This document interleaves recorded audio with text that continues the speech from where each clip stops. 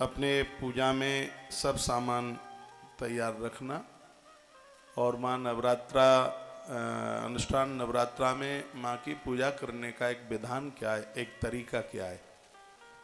पहली बार आपके बीच में मैं यहाँ से संबोधित करूँगा, जैसे मैं बोलूँ वैसे आप करते रहिएगा। आपकी पूजा को माँ अद्भुत रूप से स्वीकार करेगी। मंदिर में सब सामान रखना, पूजा सामग्री सुबह कर भी ली है तो भी एक बार फिर कर लेना दोबारा से। आइए, सबसे पहले तो मैं आपको यह निवेदन कर दूं, नवरात्रा का व्रत करने से सुख शांति और समृद्धि मिलती है। नवरात्रा का व्रत करने से सुख मिलता है, शांति मिलती है, बहुत समृद्धि। समृद्धि का मतलब है जिसमें संस्कारों की वृद्धि, संपत्ति की वृद्धि, सन्मति की वृद्धि, जिन चीज़ों के द्वारा हमारा कल्याण होता है वो चीज़ बढ़ती जाए, उसको समृद्धि कहते हैं। तो नवरात्रा के अनुष्ठान से, उपवास से, व्रत से समृद्धि बढ़ती है, शांति बढ़ती है, सुख की बहुत बड़ी अनुभूति होती है। इसलिए सभी सनातनी लोगों को यह व्रत करना ही चाहिए।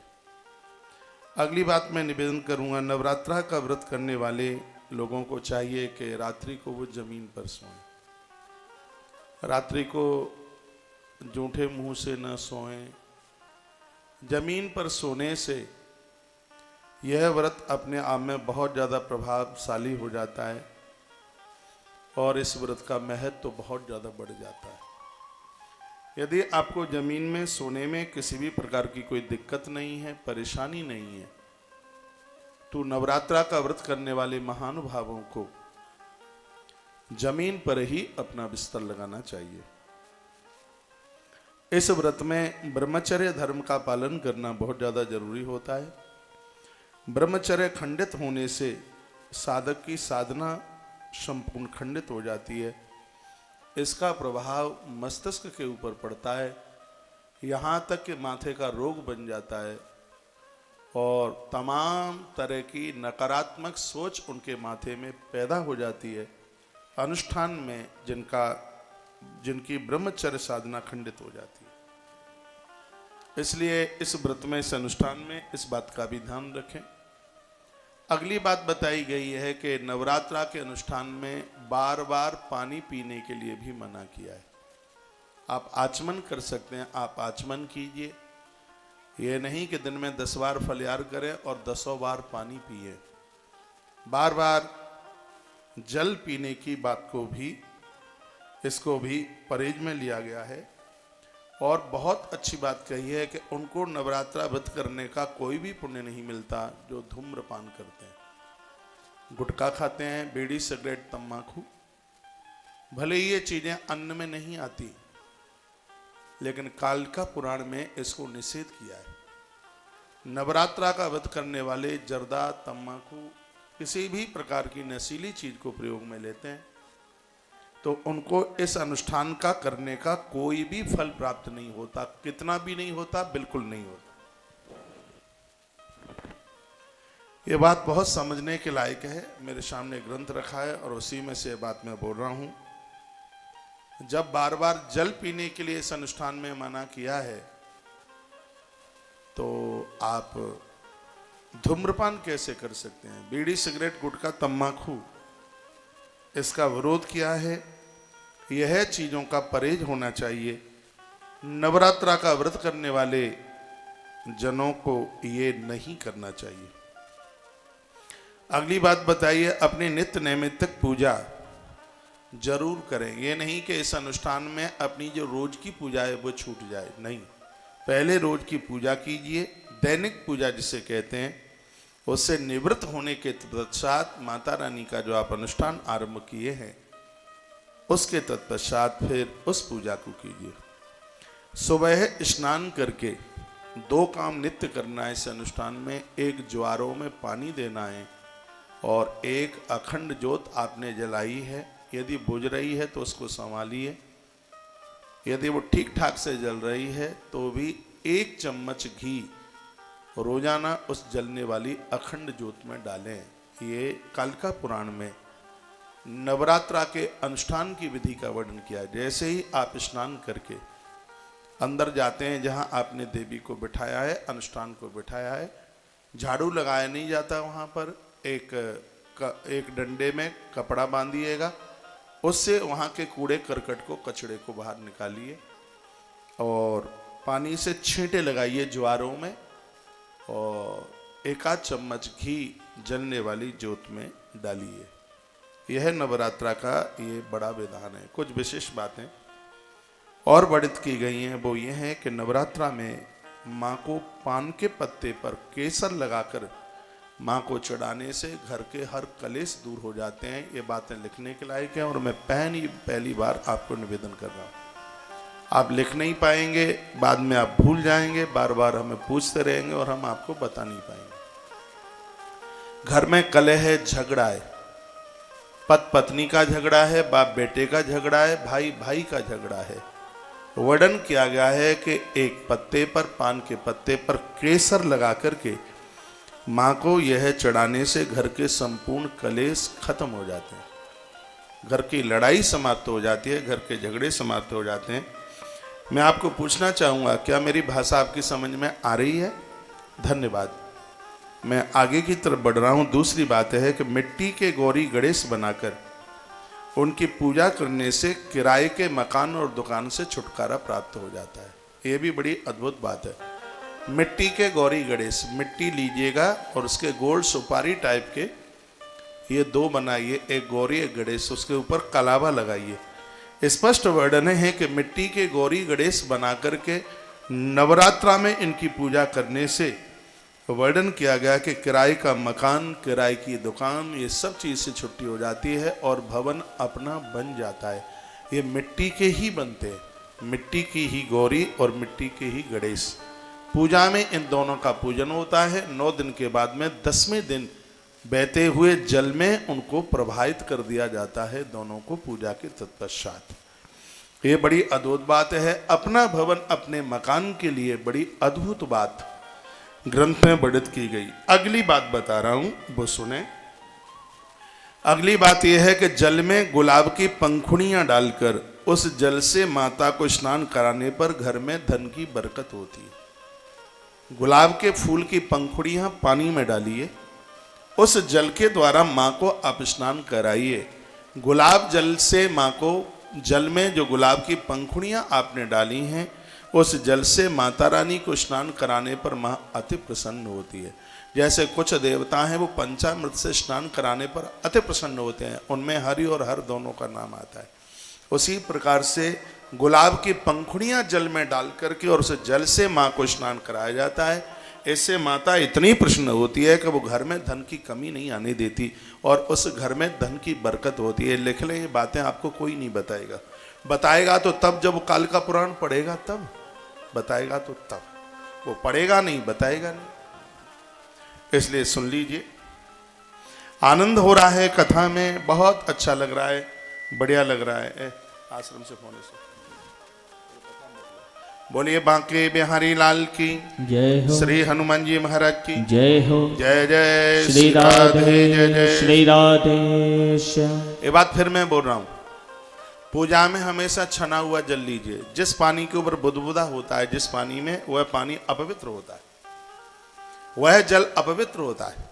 जिस पानी में बुदबुदा सा, बतासा सा दिखाई देता है, इसलिए पूजा में छने हुए पानी को लिया गया है। उसमें गुलाब की पंखुड़ियाँ डालिए और उस जल से माँ को आप स्नान कराइए। इससे धन में बरकत होगी, धन में वृद्धि होगी, संपदा में कमी नहीं चल करके आएगी। यह भी एक बहुत बड़ा अद्भुत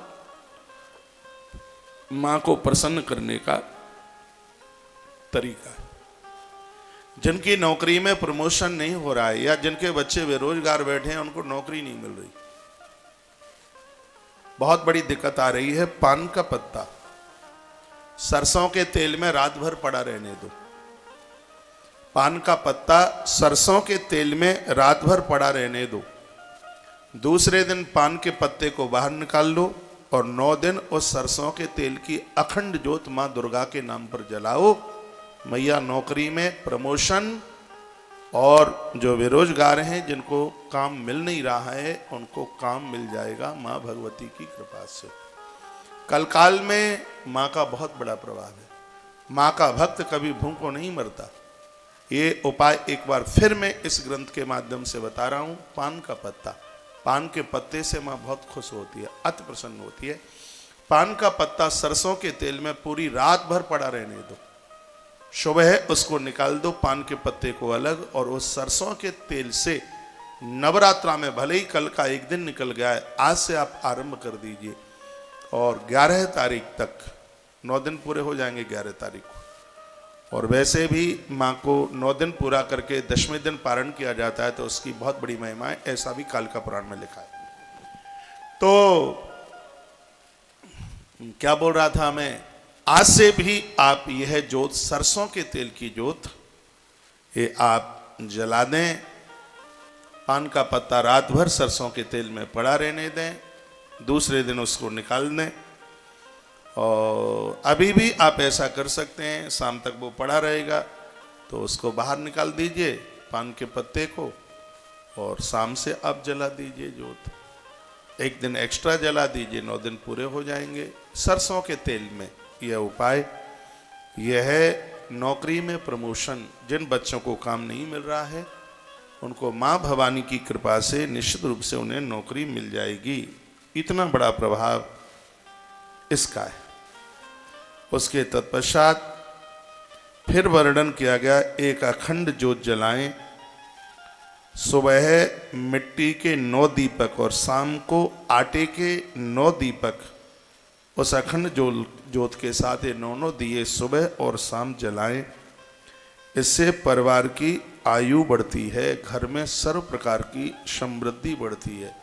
जिनको जन्मपत्री में उम्र कम बताई है तो अखंड ज्योत जहाँ जल रही है, मिट्टी के दिए 9 सुबह और आटे के दीपक शाम को उस ज्योत के सामने जला करके रखें। यह आपको 1.25 लाख महामृत्युंजय मंत्र के जपने का काम करेगा। पूरे देश की आयु के लिए कल हमने यहाँ बहुत दिए जलाए और आटे के दिए। देखो जो बातें मैं यहाँ से आपको बताता हूँ उसको मैं फॉलो करता हूँ। हमने आटे के दिए कल यहाँ आरती में जलाए हैं और वो दीपक ज्योत के पास जला करके रखे हैं। माता जी बैठे, तो ये आयु को बढ़ाने वाले हैं, अकाल मौत से रक्षा करते हैं। तो देखो ये बात मुझे बड़ी अच्छी लग रही है, कहने में बहुत अच्छा लग रहा है। जो आपने घर में अखंड जो जलाई है उसके सामने सुबह मिट्टी के 9 दिए और शाम को आटे के बना करके 9 दिए जला कर रखें। इससे परिवार की उम्र बढ़ेगी, आयु बढ़ेगी, बीमारियां नहीं फैलेंगी घर में। बात समझ में आ रही होगी? एक बार जयकारा लगाइए, बोलिए बांके बिहारी लाल की जय हो, श्री हनुमंत बलवंत महाराज की जय हो। जय जय श्री राधे जय जय। श्री राधे श्री राधे। आप पूछ रहे हैं क्या कथा ये कल की चल रही है कि आज की है? कथा बासी नहीं है, ताजी चल रही है, अभी की है। 10:59 हो रही है। माता वैष्णो देवी की धरती से कथा लाइव शुरू हो चुकी है। 1:30 बजे तक कार्यक्रम चलेगा, 1 मिनट के लिए भी छोड़ना नहीं है। सत्संग के YouTube पर आवाज कम है, इसको सही कीजिए, काफी मैसेज आ रहे हैं। एक बार जयकारा लगाइए, बोलिए बांके बिहारी लाल की जय हो। मैं कहूंगा जो इस कथा से भी वंचित रह जाएंगे तो समझ लो कि बहुत बड़े घाटे में रहेंगे। कल सत्संग टीवी के YouTube चैनल पर 28,000 लोगों ने इस वीडियो को देखा। कल आज देख लिया होगा वो, औरों का भी मैं देख रहा था। किसी की 300 लोगों ने देखी, किसी की 600 लोगों ने देखी, 1,000 पर तो शायद कोई आंकड़ा पहुंचा हो। लेकिन वैष्णो माता के चरणों से चलने वाली कल की ही कथा को 28,000 लोगों ने तो इस पर देखा, सत्संग टीवी पर। टोटल भक्ति पर भी 12-14 लोगों ने कल की वीडियो देखी है। तो तब देखिए, आज तो पता नहीं कितना पहुंच गया होगा आंकड़ा, है तो मैं कल का ही बता रहा हूं। तो देवी भागवत की तो कथाएं और भी चल रही होंगी, ऐसी बात नहीं है, लेकिन जो वैष्णो माता के चरणों से जो कथा चल रही है इसमें समाधान मिलता है। उन बातों की चर्चा की जाती है जिसमें माँ प्रसन्न हो। मुझसे गंडा ताबीज की बात आती नहीं है, सीधी सट साधारण सी पूजा है। तंत्र के मैं बहुत खिलाफ हूँ, तंत्र के, और आप भी इस चक्कर में बिल्कुल मत पड़ना। सात्विक पूजा कीजिए, हमारे देवी देवता अति प्रसन्न होते हैं सात्विक पूजा करने से। तो मैं संपूर्ण बातें मैं सात्विक ही करता हूँ। इतनी सी बातें निवेदित करता हूँ रोजाना, इसमें से कुछ भी कर लें बस उसी में आनंद हो जाएगा, उसी में आनंद हो जाएगा। तो एक अखंड ज्योत के साथ जो मैंने जो आपको बात बताई है, 9 दिए मिट्टी के सुबह और 9 आटे के गूंथ करके 9 दिए रात्रि को। हम यहाँ वैष्णो देवी के धाम में हैं, रोजाना सैकड़ों दिए जलाएंगे। आपने पूछा है महाराज जी अखंड ज्योत बुझ जाए तो उसके लिए एक ज्योत जलाओ, माता की आरती उतारो और आरती वाले दिए से बुझी हुई ज्योत को जला दो, यही इसका प्रायश्चित है। यदि ज्योत बुझ गई है तो एक ज्योत बनाओ, उससे मां की आरती उतारो, पहले उस आरती वाली ज्योत के द्वारा जो ज्योत बुझ गई है उसको जला दो, प्रायश्चित हो जाएगा इसका। वैसे इतना ध्यान दीजिए, बताते हैं कि जिसमें ज्योत ना बुझे वो अनुष्ठान अद्भुत हो जाता है। जब ज्योत बुझती नहीं है, इतना सा ध्यान आप दें उस ज्योत के ऊपर, ज्योत बुझे नहीं 9 दिन।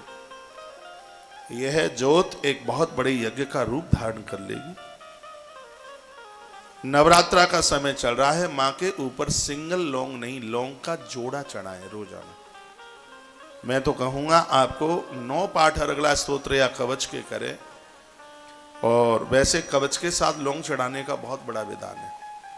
9 कवच करें और 9 जोड़ा लवंग के, 9 जोड़े का मतलब हो गया 18 लौंग, एक बार में 2, एक दुर्गा कवच पूरा कर दें और फिर एक जोड़ा चढ़ाएं लौंग का, फिर एक कर दें, फिर एक, 9 कवच रोज करें तो ये 9 जोड़ा यानी 18 लवंग हो गई। इसको प्रसाद रूप में परिवार में बांट दीजिए, महात्मा मार्कंडेय की तरह आयु हो जाएगी, उम्र इतनी बढ़ जाएगी, बहुत बड़े काल के गाल में भी व्यक्ति सुरक्षित रहेगा। इतना बड़ा विधान कालिका पुराण में है इसका। एक कवच का पाठ करें, एक जोड़ा चढ़ा दें यानी 2 लौंग चढ़ा दें। आपके पास में है टाइम तो 9 कवच का पाठ कर दें, 9 जोड़े चढ़ा दें। एक दिन में करें तो एक दिन में कर दें, नहीं तो 9 दिन में तो 9 कर ही सकते हैं आप। हाँ, 9 दिन में तो 9 कर ही सकते हैं। और मैं तो कहूंगा वह प्रसाद शाम को आरती जब मां की हो जाए, आरती के बाद उस प्रसाद को आप ले लें, लवंग प्रसाद को, तो बहुत आनंद हो जाएगा। एक जोड़े से कम नहीं चढ़ाएं, ज्यादा भले ही चढ़ा लें। जैसे देवताओं को कभी सिंगल रोटी का भोग नहीं लगता, सिंगल पूड़ी का भोग नहीं लगता। ये ध्यान में कुछ रखें, आप जैसे भोजन बनाते हैं तो 2 रोटी उस पर घी लगा करके, एक बार के लिए सब्जी भले ही ना हो, देवताओं के भोग में मीठा जरूर लगता है, उस पर मीठा कुछ नहीं है, चीनी रख दो, बतासा रख दो, बूरा रख दो, और बिना चुपड़ी रोटी का भोग नहीं लगता भगवान को। मैंने बातें पूर्व में बोली हैं, कच्ची रोटी रास्ते में नहीं ले जाई जाती, पूड़ी हैं, पापड़ी हैं, पूड़ी पराठा, ये चीजें हैं। क्यों? कच्ची रोटी को अशुद्ध माना जाता है, मंदिर तक खाली जाते, उसको ढक के ले जाया जाता है। तो ये बड़ी अद्भुत आनंद की बातें हैं। आइए मैं प्रसंग को आगे के लिए बढ़ा रहा हूँ। एक बार जयकारा लगाइए, बोले बांके बिहारी लाल की जय हो, वैष्णो माता की जय हो, जय जय श्री राधे जय जय श्री राधे जय जय। श्री राधे श्याम। माता की पूजा में कुछ चीजें ज्यादा विशेष मायना रखती हैं, वो है लाल चंदन, लाल फूल, मां की लाल चुनरी। पूजा करते समय बिंदी लगाकर, माताएं चुनरी ओढ़ करके और भाल पर बिंदी लगा करके ही मां की पूजा करें। ये बहुत ध्यान में देने लायक बात है। जब पूजा में देवियां बैठे हैं तो भाल पर बिंदी, जो विवाहित देवियां हैं उनके भाल के ऊपर बिंदी होनी ही चाहिए। इसमें तो लिखा है कि बिंदी लगा करके जो माता रानी की देवियां पूजा करते हैं उनका सुहाग अटल हो जाता है। वर्णन ये भी किया गया है वो पामों में महावर लगा करके माँ की पूजा करें। इससे माँ अति प्रसन्न होती है। महावर जानते हैं आप? पामों में लगाया जाता है, अंगूठे से लगा करके वो ऐसे पीछे की एड़ी पर घुमाकर उंगलियों के नाखून पर भी एक एक बिंदी रखी जाती है, उसको महावर कहते हैं। इससे माँ अति प्रसन्न होती है, बहुत खुश होती है। देवियां महावर लगाकर, भाल पर बिंदी लगाकर और मेरी तरह चुनरी ओढ़ करके माँ की पूजा करे तो माता बहुत ज़्यादा प्रसन्न होती है, बहुत ज़्यादा। आनंद की बात यह है कि नवरात्रा का जो प्रथम दिन है, चैत्र की नवरात्रा का जो पहला दिन है, विधाता ब्रह्मा जी ने चैत्र की नवरात्रा के पहले दिन से ही सृष्टि का आरंभ किया। और सृष्टि के आरंभ में नवरात्रा के पहले दिन एक स्त्री और एक पुरुष ब्रह्मा के शरीर से बनके तैयार हुए। पुरुष का नाम है श्री मनु जी महाराज और नारी का नाम है माता शतरूपा। संवत्सर चैत्र नवरात्रा के पहले दिन से ही आरंभ हुआ। इसलिए हमारी भारतीय सनातन संस्कृति में सबसे बड़ा दिन नवरात्रा का पहला दिन है। इससे बड़ा कोई दिन नहीं है। इससे पावन, इससे पवित्र दिन हमारे लिए कौन हो सकता है। जहां भगवान के मन में सृष्टि के संकल्प के लिए बात आई, वो नवरात्रा का प्रथम दिन था। और नवरात्रा के, चैत्र की नवरात्रा के पहले दिन से ही सृष्टि का सृजन आरंभ हुआ, जिसमें मनु जी महाराज और माता शतरूपा। इस सृष्टि के लिए विधाता ब्रह्मा ने अपनी देह से दोनों को बना करके तैयार किया। भगवान शिव का अर्धनारीश्वर रूप भी चैत्र नवरात्रा के पहले दिन ही हुआ। भगवान शंकर का जो अर्धनारीश्वर है, आधे भाग में महादेव, आधे में सती, इन दोनों के माध्यम से जो सृष्टि की रचना चली, वो नवरात्रा का प्रथम दिन ही था। इसलिए हमारे और आपके लिए सनातन संस्कृति में ये नवरात्रा के ये दिन बहुत ज़्यादा प्रभावशाली है। ये तो मैया की पूजा में काफ़ी चीज़ें होती हैं जिनका आपको भी पता है, लेकिन कुछ इस पूजा में मैं कुछ विशेष चीज़ें बताई देता हूँ, इसकी आप पूर्ति जरूर करें। ये चीज़ें जरूर हों, इससे माता, आपने पूछा है क्या माताएं कवच कर सकती हैं? 100% कर सकती हैं। मैं ऐसी कोई बात बोलूँगा ही नहीं जिसमें ये हो कि पुरुष कर सकते हैं कि नहीं, माताएं कर सकती हैं कि नहीं कर सकती होंगी, तो मैं जवाब से बोलता हुआ चलूँगा, किसी भी बात में आपको कंफ्यूज में नहीं डालूँगा। माँ की पूजा की सामग्री में कुछ चीज़ें हैं, विशेष रूप से चावल, गंगाजल, लाल चंदन, रोली, कलावा और जटा वाला नारियल, सिंदूर, गुलाब की पंखुड़ियां एवं गुड़हल के फूल, गुड़हल के फूल, गाय का घी, पान के पत्ते, सुपारी, लौंग, इलायची, कपूर, कदली फल, कदली फल कहते हैं केले को, केला। मां को अति प्रसन्न है। पंचमेवा, पंचमेवा में मखाना आता है, सूखे गट्ट की गिदी आती है, किशमिश आती है और इसमें छुआरा आता है और इसमें चिरौंजी। ये 5 चीजें हैं जो पंचमेवा में चल करके आती है। चिरौंजी, किशमिश, छुआरा, मखाना और सूखे गट्ट की छोटी छोटी टुकड़ियां आती हैं, गिदी, उसको पंचमेवा में लिया गया। इन 5 चीज़ों का अपना आप बहुत बड़ा प्रभाव है। मैं बताऊंगा कथा के बीच में 5 पंचमेवा हम माँ को चढ़ाते हैं तो इसका क्या प्रभाव है, सुनेंगे आप। आज तो कटरा से काफी स्रोत आ रहे हैं। मैं तो बद्रीनाथ की वजह से बाहर से भक्तों को बुलाया नहीं तो इतने लोग आ जाते, हजारों लोग होते, पूरा वैष्णो देवी धाम भरा हुआ होता। मुझे तो पता ही नहीं था कि आप लोग आ जाएंगे। बैठिए, अच्छा लग रहा है आपके आगमन पर। आयोजन का 23वां महीना चल रहा है। अगले महीने मई की 7 मई को, अप्रैल लग गया है, हाँ 7 मई को पूरा 2 वर्ष पूरा हो जाएगा। बैठ जाए आप, बैठिए।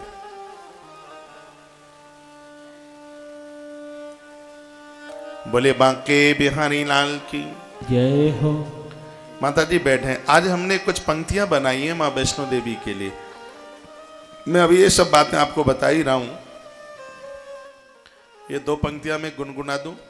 माता आप बैठ जाएं, आप कथा में आए तो सबको 1:30 बजे बुलाऊंगा, कैमरे लगे हुए हैं, आप बैठिए।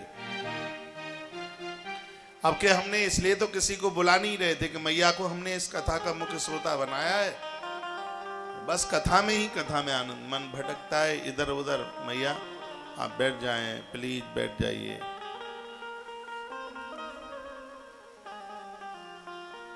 बैठो, छोटी सी तो जगह है।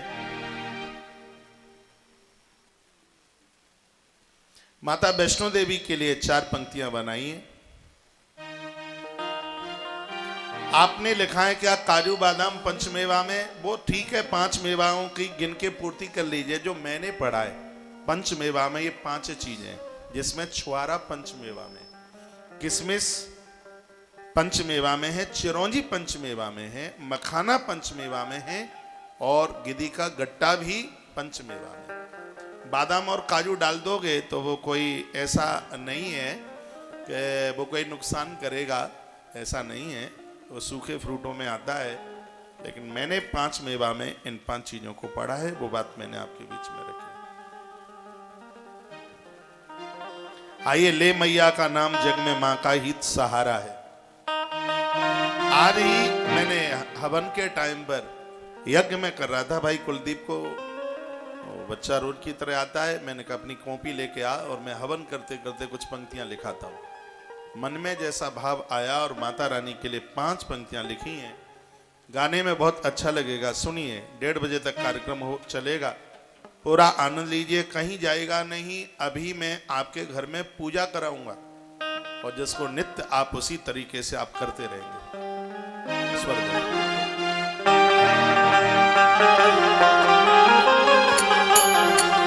ले मैया का नाम, ले मैया का नाम जग में माँ का ही सहारा है। ले मैया का नाम, ले मैया का नाम जग में माँ का ही सहारा है। ले मैया का नाम, ले मैया का नाम जग में माँ का ही सहारा है। कोई ना हमारा है। ले मैया का नाम, ले मैया का नाम जग में माँ का ही सहारा है। ले मैया का नाम।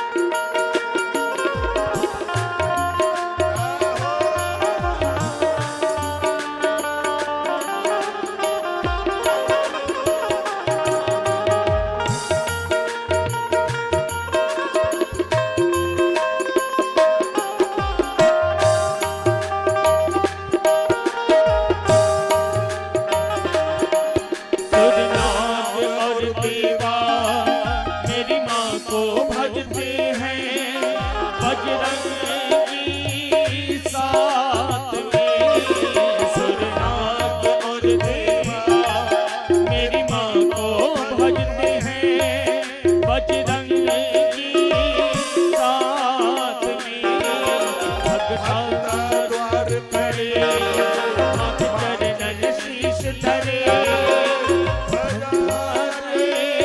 हाथ में भगता द्वार खड़े मत चरणन शीश धरे ध्वजा हाथ में कौशिक दरबार कौशिक दरबार बोले माँ का जयकारा है कौशिक दरबार कौशिक दरबार बोले माँ का जयकारा है कोई ना सहारा है मैया का नाम मैया का नाम जग में का ही सहारा है मैया का नाम मैया का नाम जग में माँ का ही सहारा है कोई ना हमारा है मैया का नाम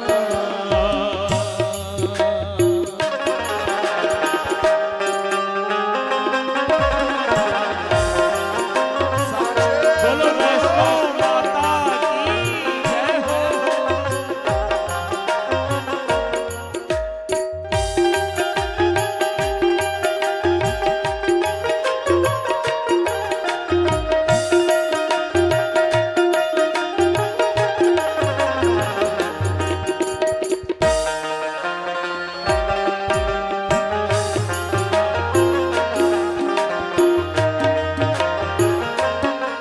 सुर नाग और देवा मेरी माँ को भजते हैं बजरंग की साथ में सुर नाग और देवा मेरी माँ को भजते हैं बजरंग की साथ में भगता द्वार खड़े मत चरणन शीश धरे ध्वजा हाथ में भगता द्वार खड़े मत चरणन शीश धरे ध्वजा हाथ में कौशिक दरबार कौशिक दरबार बोले माँ का जयकारा है कौशिक दरबार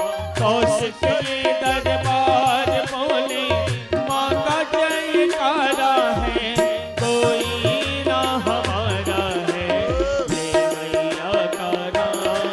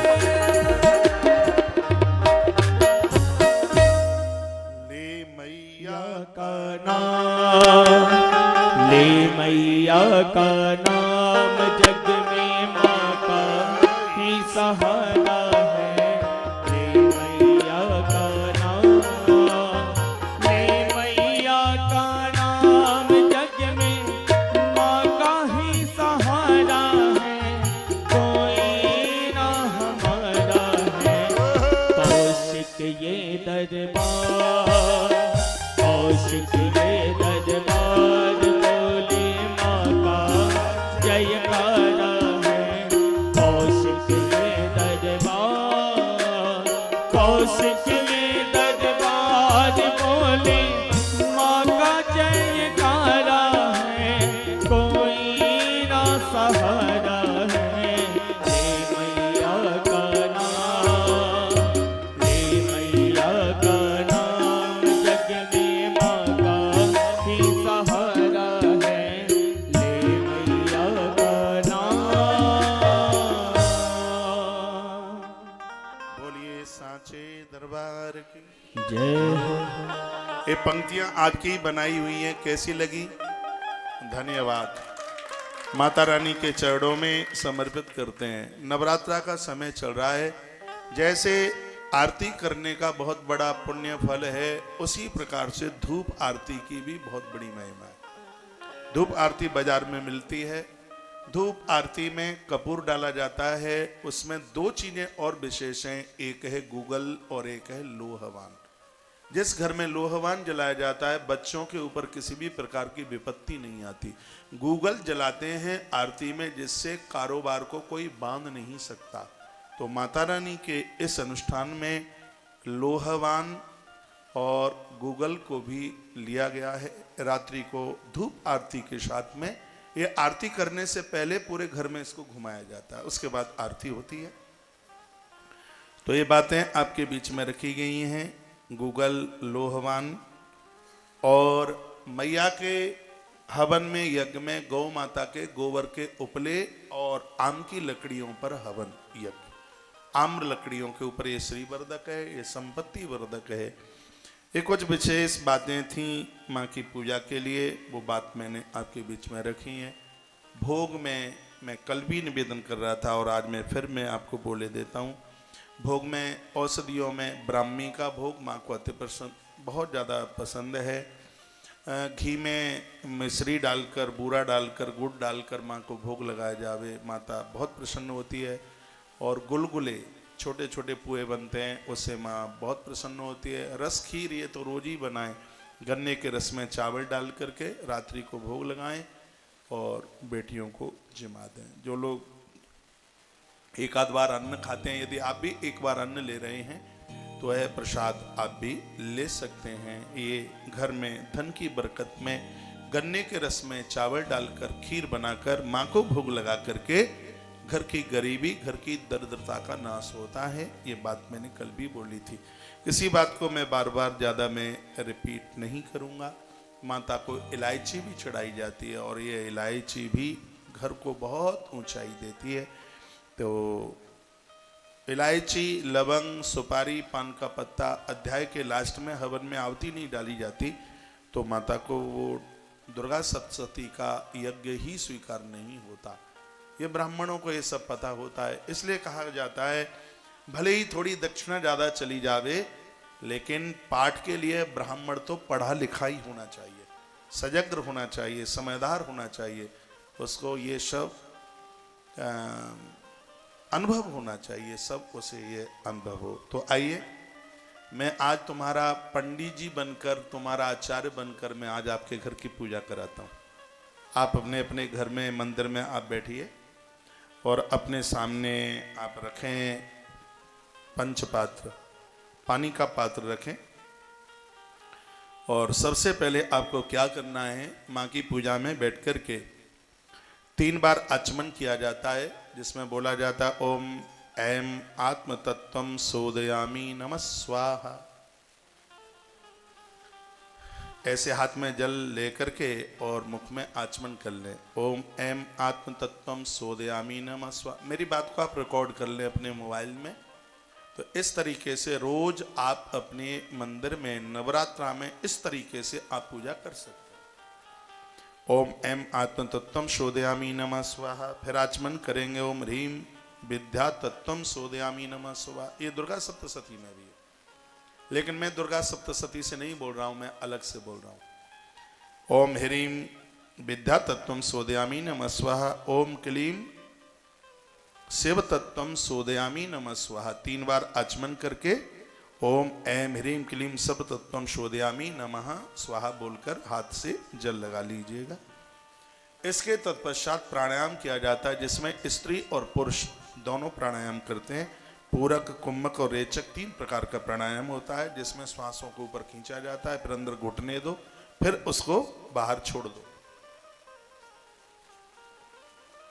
ये मैं एक उसकी विधि कहां कहां से कैसे क्या करना है, तो मैं उसको एक नियमबद्ध आपके बीच में कर रहा हूं, बोल रहा हूं। पहले आचमन कर लिया, ये माँ की पूजा में, रोज की पूजा में तुम केशवाय नमः, माधवाय नमः, नारायणाय नमः ये बोला जाता है, लेकिन माँ के अनुष्ठान में आप बैठे हैं तो इसमें ओम ऐं आत्म तत्वम शोधयामी नमः स्वा, ओम ह्रीं विद्या तत्वम शोधयामी नमः स्वा, ओम क्लीं शिव तत्वम शोधयामी नमः स्वा, ओम ऐं ह्रीं क्लीं सर्व तत्वम शोधयामी नमः स्वाहा।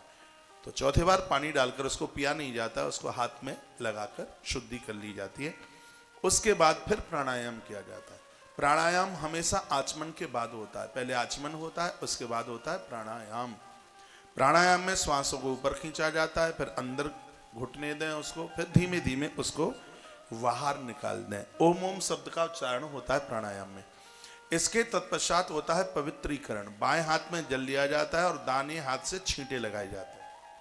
बाएं हाथ में जल, ऐसे जल ले लिया, यूं ऐसे प्रैक्टिकल करके देखो, फिर उसको ऐसे अपवित्रः पवित्रो वा सर्वावस्थांगतोऽपि वा यस्मृत पुंडरीकाक्ष साभाव्यांतरः शुचि ओम पुंडरीकाक्ष पुनातु, ओम पुंडरीकाक्ष पुनातु, ओम पुंडरीकाक्ष पुनातु। ये इतना करने के तत्पश्चात इसके बाद में फिर होता है आसन शुद्धि, आसन पवित्रीकरण। कहीं तुम्हारे आसन पर किसी ने पाम रख दिया हो तो उसमें दोष लग गया है। आपके आसन पर कोई बैठ गया हो, जिस जगह पर आप बैठे हैं उस जगह पर किसी ने मलमूत्र विसर्जित कभी कर दिया हो, तो आसन की शुद्धि बताई गई है। आसन की शुद्धि किस प्रकार से? आसन शुद्धि में सबसे पहले विनियोग छोड़ा जाता है। मेरी इस बात को रिकॉर्ड कर ले, मैं विनियोग छोड़ता हूं। दाहिने हाथ में जल लिया जाता है। मेरी कही गई बातों से आप विनियोग, आप बोर तो नहीं हो रहे हैं? मैं बिना शास्त्र के बात नहीं करूंगा, मैं हर बात प्रमाणित करूंगा। इसलिए तो कोई भी वक्ता पंडित मेरी बात काटेगा कैसे? मैं बिना प्रमाण के बात ही नहीं करता। हाँ, तो दाहिने हाथ में जल लिया जाता है और आसन शुद्धि में सबसे पहले विनियोग छोड़ा जाता है। उसमें कच्छप भगवान का नाम लिया जाता है। भगवान कच्छप ही तो धरती को पीठ के ऊपर रखे हैं। देखो क्या इसका विनियोग है, मैं बोल रहा हूं, निवेदन कर रहा हूं। ओम पृथ्वीति मंत्रस्य मेरु पृष्ठे ऋषि सुतलम छंदः कूर्मः देवता आसन पवित्रीकरणे विनियोगः। विनियोग का जल कभी धरती पर नहीं छोड़ा जाता। पास में पात्र होता है, पंच पात्र, उसके नीचे कटोरी होती है, उसमें छोड़ा जाता है। आप लिख ही रहे हैं तो एक बात जरूर लिख लेना, पूजा का जितना सामान है वो सब दाहिने हाथ पर रखा जाता है। जो पूजा की जो थाली है वो दाहिने हाथ पर रखी जाती है। आपका जो दाहिना हाथ है दक्षिण की तरफ, और ज्यादातर ऐसे माँ की पूजा में पूर्व की तरफ मुंह करके बैठा जाता है। जितनी भी पूजा सामग्री है वो दाहिने हाथ पर रखी जाती है, दक्षिण हाथ पर रखी जाती है। तो ये मैंने आपको विनियोग छोड़वा दिया। आसन से जल लगाया जाता है। पृथ्वी त्वया धृता लोका देवी त्वां विष्णुना धृता त्वं च धारे माम देवी पवित्रम कुर्चासनम। आसन पर जल छोड़ दिया जाता है। उसके तत्पश्चात शिखा बंधन। माताओं सुनिए, मैंने बहुत देखा है माताएं जब पूजा करती हैं तो उनके पूरे केस खुले हुए होते हैं। चाहे ब्राह्मण हो चाहे देवियां हो, पूजा के समय पर शिखा बंधी हुई होनी चाहिए। शिखा तब खोली जाती है जब अन्यायी और अपराधियों का साम्राज्य हो रहा है, तब नारी कहती है कि चोटी तब बांधूंगी। ब्राह्मण कहता है अपनी चोटी तब बांधूंगा, पहले दुश्मनों का नाश कर डालूंगा। आचार्य चाणक्य ने तब तक उसने अपनी चोटी को नहीं बांधा जिसके लिए उन्होंने संकल्प लिया। जब तक उसको समाप्त नहीं कर दिया तब तक आचार्य चाणक्य ने अपनी चोटी नहीं बांधी। वैसे पूजा में शिखा का बंधन होना चाहिए।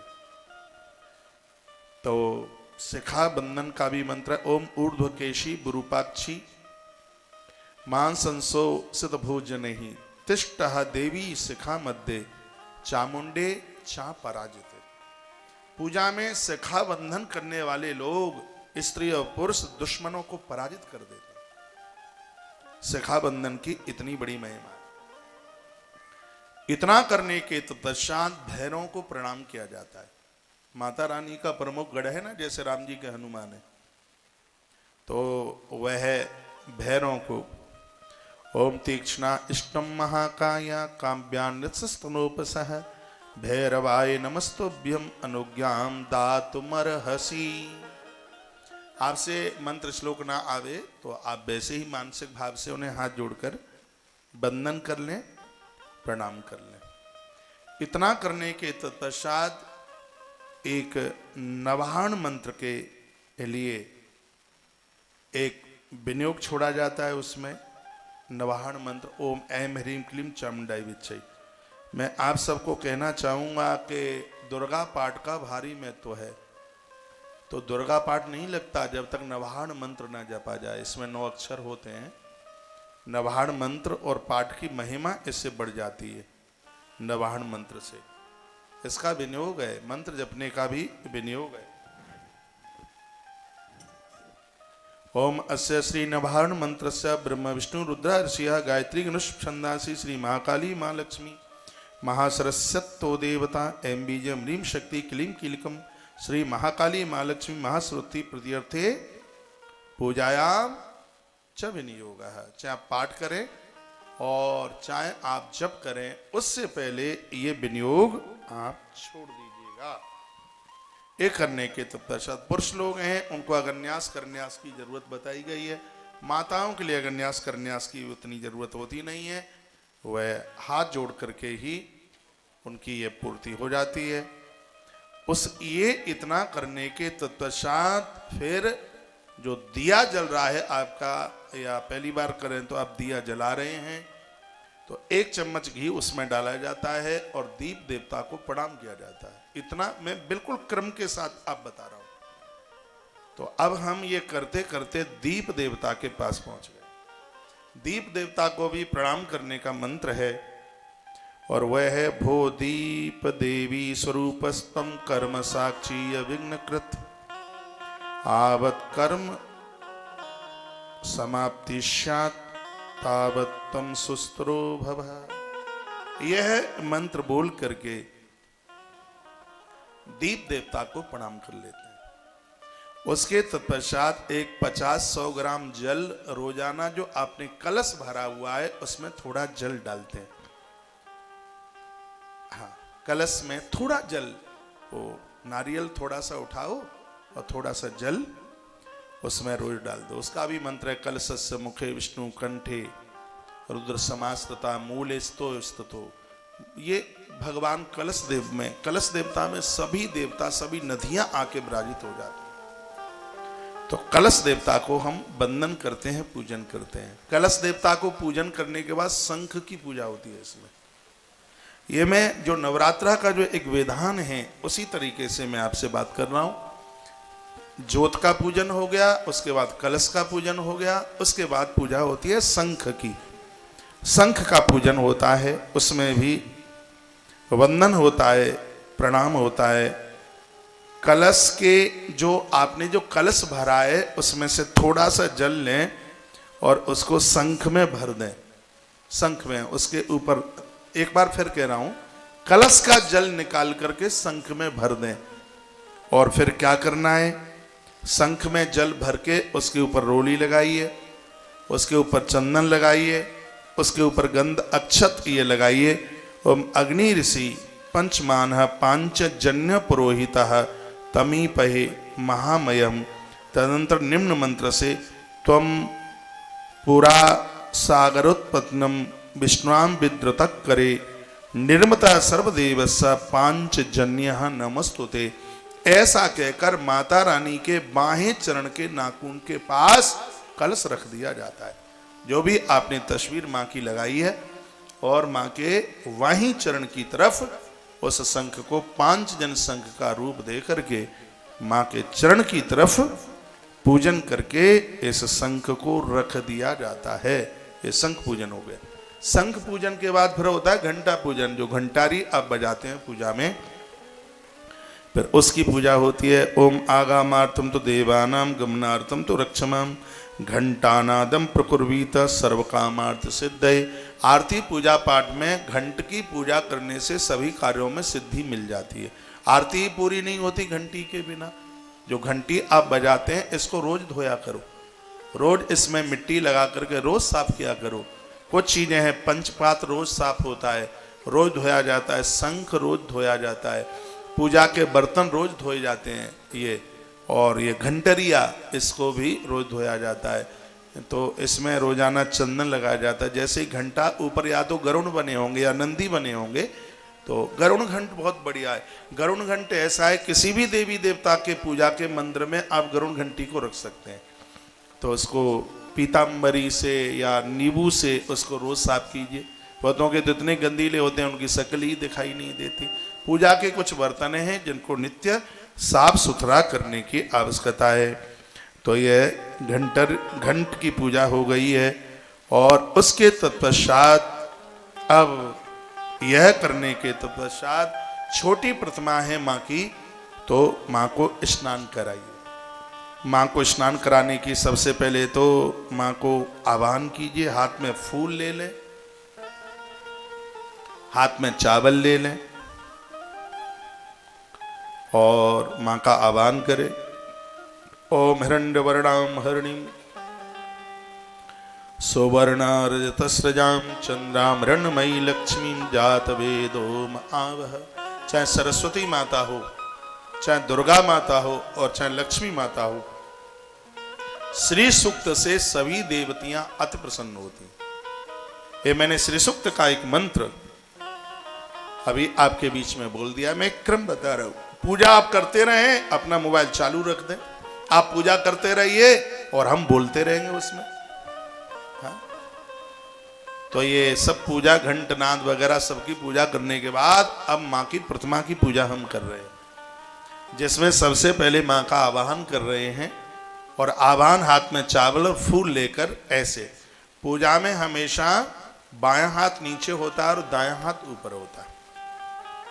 पति पत्नी दोनों पूजा में बैठे हैं तो माताओं को अलग से कुछ भी लेने की जरूरत नहीं पड़ती। वो पति की कोहनी के नीचे अपना हाथ लगा लेती। मैं तो आपको वो बातें बता रहा हूं कि आपको जन्मपत्रियां ले लेकर के कहीं घूमना ही ना पड़े और आप सब समाधान अपने आप कर लें, सब ठीक हो जाएगा। इस कलयुग में मूर्ति पूजा की भारी महिमा है, बहुत ज्यादा। और युगों में ध्यान से ईश्वर को प्राप्त किया जाता था, इस कलयुग में मूर्ति पूजा से परमात्मा को अपना बना लिया जाता है। बोलो भक्तवत्सल भगवान की जय हो। आइए अब मैं आगे बढ़ रहा हूं और आप सावधान होकर के बैठे। मैं एक बार फिर कहूंगा, ये बातें नहीं बताएगा कोई आपको। और इन दिनों में पंडित जी महाराज मिलते नहीं है, ये सब आप अपने घर कर सकते हैं।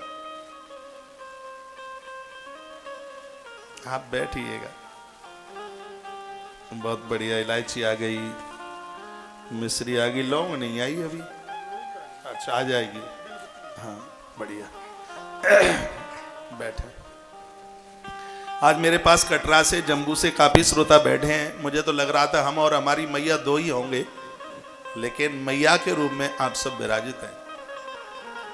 अच्छा लग रहा है।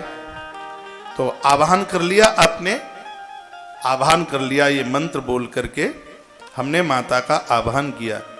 और आवाहन के बाद में माँ को आसन दिया जाता है। आसन इतना बड़ा, एक उंगली के बराबर कलावा तोड़ लो। कलावा, यही कलावा होता है, कलावे का आसन दिया जाता है माँ को। तो ये कलावा तोड़ लो इतना बड़ा, अंगुली के बराबर, उसको हाथ में रख लो और फिर माँ को आसन दिया जाता है। ताम आवह जात वेदो लक्ष्मी मन पगामनीम यस्याम हिरण्यम बिंदेहम गाम स्वम पुरुषान हम। श्री महाकाली महालक्ष्मी महासरस्वती स्वरूपाय त्रिगुणात्मकाय दुर्गा देवी नमः। आसनार्थे पुष्पाणि समर्पयामि। कलावा वहां पर छोड़ दें, फूल हो तो फूल भी छोड़ दें। तो ये हमने मैया को आसन दे दिया। अब आसन देने के बाद में अब हम पाद्य माता के लिए जल छोड़ेंगे। तो जल छोड़ेंगे तो जल स्नान का मंत्र भी है, श्री राधे नहलाने का। और श्री सूक्त से मैं पूजा करा रहा हूं तो श्री सूक्त का भी मंत्र है, दोनों ही बोले देता हूं। ओम सुदबालः सर्वशुदबालो मणिवालस्त आस्वना सेताक्षो रुडस्ते रुद्राय पशुपतये करणायामा अवलिप्ता नमो रूपापार्जन्याः। एक तो ये हो गया। दूसरा है अस्य पूर्वामृत मध्यम हस्तिनाद प्रमोदिनीं श्रियं देवी मुपहवे श्री माँ देवी जुगताम श्री महाकाली महालक्ष्मी महासरस्वती स्वरूपाण्डी त्रिगुणात्मकाई दुर्गा देव्यै पाद्योपाद्यम हस्तो अर्घ मुखे आचमनीयम समर्पयामि। इतना सा आप कर दें। उसके तत्पश्चात फिर पानी ले लें, उसमें थोड़ा सा कपूर डाल लें जल में, फिर माता को फिर एक बार फिर माँ के ऊपर जल डालें। आदित्य वर्णाम तपसोधिजातो वनस्पतिस्तवृक्षोत बिल्वः तस्या फलानि तपसानुदंतो या अंतरायाश बाह्य अलक्ष्मी। इस जल में आप बेल का पत्ता भी आप डाल सकते हैं। मैंने आपको आज ही बोला है इस जल में गुलाब के फूल की पंखुड़ियाँ डाल लें तो घर में धन की बरकत हो जाएगी। माँ को स्नान कराते समय बेल की पत्तियाँ डाल लें और आप गुलाब पंखुड़ियाँ डाल करके फिर माता को आप स्नान कराएं। ये कराने के बाद एक कटोरी में पंचामृत बना ले। पंचामृत में दूध, ध्यान रखना गर्म दूध, उठा हुआ दूध कभी भी किसी भी देवी देवता पर नहीं डाला जाता। उसमें आप गौ माता का कच्चा दूध रात्रि को रख दीजिए फ्रिज वगैरह में, वो खराब नहीं होता है। तो उससे आप भगवान को, मैया को आप स्नान कराइए उससे। तो पंचामृत, दूध ले लें, दही ले लें, घी ले लें और शहद ले लें और चीनी, ये चीज़ें एक कटोरी में मिला लें। ये पांचों चीज अमृत होती है। दूध अमृत है, दूध से नहलाने पर वंश वृद्धि बढ़ती है। दही पूरी दुनिया में सम्मान दे देता है। घी पैसे को शराब और जुए पर खर्च नहीं होने देता। शहद दुश्मन को भी अपना बना देता है और चीनी निष्कामता जीवन में लेकर के आती है। ये पांचों चीजों को पद्म पुराण में पांचों चीजों की बहुत बड़ी महिमा का वर्णन किया। मैंने कई बार वीडियो भी डाली है इसके लिए। तो ये पांचों चीजें, एक बात मैं और आपको बता दूं, इससे अलग अलग नहलाने का भी विधान है। दूध से नहलाते हैं उससे 100 गुना ज्यादा नहाने का दही का प्रभाव है। दही से 100 गुना ज्यादा घी का प्रभाव है और घी से भी 100 गुना ज्यादा शहद का प्रभाव है। शहद से भी 100 गुना ज्यादा चीनी। और ये पांचों चीजें हैं, इन पांचों के बाद में इससे भी 100 गुना और ज्यादा उसका प्रभाव है। जहां पानी में चंदन मिला करके उसको करद्रुत स्नान कहते हैं, फिर देवता को या देवी को नहलाया जाता है। वो भी अभी मैं आपको विधि पूर्वक वर्णित कर रहा हूं। तो या तो आप पांचों चीजों से अलग अलग नहलाएं। इसमें इतना ध्यान दीजिए, जैसे दूध से आपने नहलाया तो फिर पानी डालें, दही से नहलाया फिर जल डालें, घी से नहलाया फिर जल डालें, शहद से नहलाया फिर जल डालें, चीनी से नहलाया उसके बाद फिर जल डालें और फिर पांचों चीजों को इकट्ठा मिला लीजिए। पांचों चीजों जब इकट्ठी मिल जाती हैं तो उसको पंचामृत कहते हैं। पंचामृत से नहलाने का बड़ा अद्भुत मंत्र है। उस मंत्र के साथ में स्नान करा दें। मैं मंत्र बोले देता हूं। पंच नद्यः सरस्वती मपि यंत्र सस्रोतशः। ये 5 चीजें एक दिव्य अमृत का रूप धारण कर लेती हैं। तो पंचामृत स्नान से भगवान को, माता देवी को, इस समय देवी की बात चल रही है तो माता को आप पंचामृत से स्नान कराइए। इसमें माता बहुत राजी होती है। पंच नद्यः सरस्वती मपि यंत्र सस्रोतशः। सरस्वती तु पंचधासो देशे भव सरितः। पांचों चीजों से नहलाने पर वाक सिद्धि हो जाती है, वाणी सिद्ध हो जाती है। इतना बड़ा प्रभाव है इन। ओम श्री महाकाली महालक्ष्मी महासरस्वती स्वरूपाणी त्रिगुणात्मकाई दुर्गा देवी पंचामृत स्नानम समर्पयामि। पंचामृत से स्नान करा दिया। उसके बाद में फिर शुद्ध जल से स्नान कराइए। ओम सुदबालः सर्वसुदबालो मणिबालस्त आस्वना सेता सेताक्षरुणस्ते रुद्राय पशुपतये करणायामा अवलिप्ता रुद्रा नवो रूपा पारजन्याः। ये सब मंत्र हमें याद है। फिर भी मैं नीचे किताब की तरफ देखता हूं, इसलिए देखता हूं जैसे आपके हृदय में ये बात बैठ जाए कि महाराज प्रमाणित बात कर रहा है, इसलिए मैं किताब की तरफ देखना। तो ये सब हमें 26 साल हो गई हैं, पानी की तरह सब कंठ हो गई हैं सब चीजें, लेकिन फिर भी मेरे सामने ग्रंथ है, ये देखो। और ये पूरा पूजा का पूरा विधान इस समय मैं आपसे श्रीमद् देवी भागवत से चर्चा कर रहा हूं। ये देख लो ग्रंथ, इस पर देवी भागवत लिखा हुआ है। पूरा का पूरा जो माँ की पूजा का विधान है, ये श्रीमद् देवी भागवत से आपसे चर्चा की जा रही है, इसलिए सब बातें बहुत प्रमाणित हैं। आपको सुनने में अच्छा लग रहा है कि नहीं मुझे नहीं पता, लेकिन मुझे सुनाने में बहुत अच्छा लग रहा है, बहुत बढ़िया लग रहा है। एक बार जयकारा लगाएं, बोलिए सांचे दरबार की जय हो, हनुमान जी महाराज की जय हो। जय जय श्री राधे श्री राधे श्री राधे। शुद्ध जल स्नान करा करके, शुद्ध जल से जब स्नान आपने करा लिया तो एक पात्र में नीचे छेद करो, कोई भी पात्र ले लो और उसमें नीचे छेद कर लो और उसमें गौ माता का कच्चा दूध भर लो और फिर मैया की प्रतिमा के ऊपर अभिषेक करें माँ के 32 नाम लेके। वो भी मैं रिकॉर्ड कराए देता हूँ, माता के 32 नाम। अभिषेक चलता रहेगा, माँ के 32 नाम बोलते रहिए। दुर्गा दुर्गार्ति समनी, दुर्गा पद निवारिणी, दुर्गमक्षेदिनी, दुर्गा साधिनी, दुर्गनाशिनी, दुर्गतो द्वारिणी, दुर्गा निहंत्री, दुर्गमापहा, दुर्गम ज्ञानदा, दुर्गा दैत्यलोक दवानला, दुर्गमा दुर्गमा लोका, दुर्गमातस्वरूपिणी, दुर्गमार्ग प्रदा, दुर्गम विद्या, दुर्गमाश्रिता, दुर्गम ज्ञान संस्थाना, दुर्गमद्यान भासिनी, दुर्गमोहा, दुर्गमगा, दुर्गमातस्वरूपिणी, दुर्गमासुर संयंत्री, दुर्गमायुधधारिणी, दुर्गमांगी, दुर्गमता, दुर्गम्या, दुर्गमेश्वरी, दुर्ग भीमा, दुर्ग भामा, दुर्गवा, दुर्गदारिणी, नामावलिमिमां यस्तु दुर्गाया मम मानव, पठेत सर्वभयान मुक्तो भविष्यति न संशया। ये है, ये 32 नाम बोलकर माँ का अभिषेक कर दें। या तो आप नवरात्रा में रोज कर सकते हैं, रोज नहीं तो नवरात्रा में जिस दिन शुक्रवार पड़ जाए तो श्री यंत्र का अभिषेक घी के द्वारा श्री सुक्त बोल करके कर दीजिए। ये घर में धन की बरकत देने वाली सब बातें होंगी। श्री यंत्र घर में हो तो उसको आप अभिषेक कर सकते हैं घी के द्वारा, ठीक है। हाँ हाँ, चांदी का भी मिल जाता है, ताम्र का भी मिल जाता है, स्फटिक का भी मिलता है।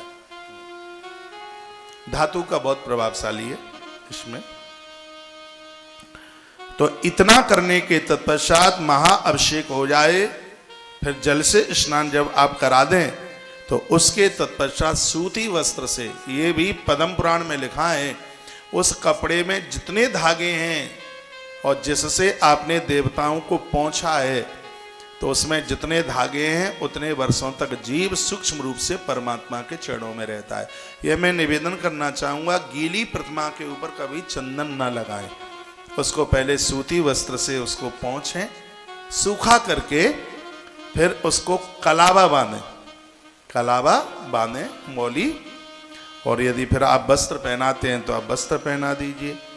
वस्त्र का भी मंत्र है, उपेतु माँ देव शका कीर्ति श्यामणिना सह प्रादुर्भूतोष्म राष्ट्रेस्मिन् कीर्तिमिद्यम ददातु मे। ओम श्री माँ काली माँ लक्ष्मी माँ सरस्वती स्वरूपाई त्रिगुणात्मकाई दुर्गा देव्यै नमः। वस्त्रो उपवस्त्रम समर्पयामि।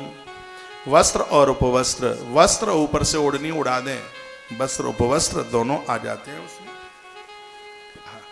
और देवताओं को जनेऊ पहनाया जाता है, माता को जनेऊ पहनाने की जरूरत होती नहीं है। माँ को रोली लगाएं, चंदन लगाएं। गंधद्वाराम दुरादर्शाम नित्य पुष्टाम करीषणीम ईश्वरीम सर्वभूतानाम तामेहोपवये श्रियम। चंदन रोली दोनों लगाने के बाद चावल, ये क्रम है पूजा का। बैठे यहीं बैठ जाइए, ये क्रम है पूजा का। उसके बाद अक्षर ध्यान रखें, देवताओं को टूटा चावल न चढ़ाए। ये नहीं कि तुम 125 रुपया किलो के चढ़ाओ और भगवान को 25 रुपया किलो का टूटा चावल चढ़ाते हैं। अक्षत का मतलब न क्षयति, जो छिन्न भिन्न ना हो, साबुत लंबा वाला चावल, उसको आप पूजा में आप प्रयोग में लीजिएगा। तो आपने हमारा पता लगा ही लिया, तो बैठिए। जम्मू से, कटरा से काफी भक्तों का आगमन हो रहा है। आप पूछ रहे हैं कि महाराज जी आप देवी भागवत से बोल रहे हैं तो बता दो कितना पेज नंबर है। तो क्या आप मेरा विश्वास नहीं कर रहे हैं? मैं देवी भागवत के पेज नंबर 25 से बात कर रहा हूं।